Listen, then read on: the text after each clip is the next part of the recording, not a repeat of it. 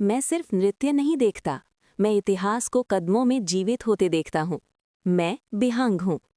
ओडिशा की धरती पर जहाँ हर गांव की अपनी एक पहचान है, मयूरभंज, केओंझर और पश्चिमी ओडिशा के कई ग्रामीण इलाकों में एक अनोखी परंपरा आज भी सांस ले रही है।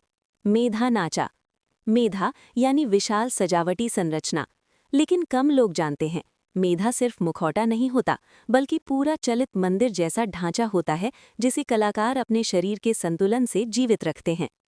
इतिहास बताता है कि ये नृत्य ग्राम देवताओं और धार्मिक जुलूसों से जुड़ा था।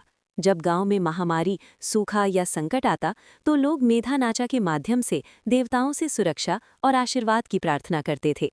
पुराने समय में मेधा बनाने के लिए केवल प्राकृतिक सामग्री, बांस, कपड़ा, मिट्टी और प्राकृतिक रंगों का उपयोग होता था। हर गांव का मेधा अलग होता था, जैसे गांव की अपनी पहचान। रियासत काल में मयूरभंज के स्थानीय शासकों और जमींदारों ने लोक नृत्यों को संरक्षण दिया। त्योहारों और मेलों में मेधा नाचा को विशेष स्थान मिलता था, क्योंकि इसे सिर्फ कला नहीं बल्कि धार्मिक शक्ति माना जाता था। मेधा पहनने वाला कलाकार कई बार घंटों तक भारी संरचना के साथ चलता और नृत्य करता है। ये सिर्फ प्रदर्शन नहीं बल्कि आध्यात्मिक तपस्या जैसा अनुभव माना जाता था। जब ढूल की आवाज गूंजती है और विशाल मुखौटे आगे बढ़ते हैं, तो लगता है जैसे देवताओं की कहानी जीवित हो उठी हो। लेकिन समय बदल रहा है। भारी संरचना बनाना कठिन होता जा रहा है। प्राकृतिक सामग्री मिलना मुश्किल हो रहा है और युवा पीढ़ी इस कला से दूर जा रही है। कई गांवों में मेधा नाचा अब सिर्फ साल में एक बार ही होता है और कुछ जगहों पर आखिरी कलाकार ही इसे जीवित रखे हुए हैं।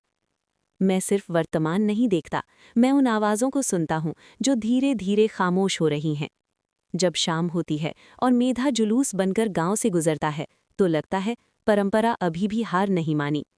मेधा नाचा सिर्फ एक नृत्य नहीं, ये ओडिशा की सामूहिक स्मृति है। अगर ये मुखौटे उतर गए तो क्या हमारी कहानियां भी खो जाएंगी? मैं बेहांग हूँ और मैं उन कहानियों को उड़ान देता हूँ जो मिटने से पहले महसूस की जानी चाहिए।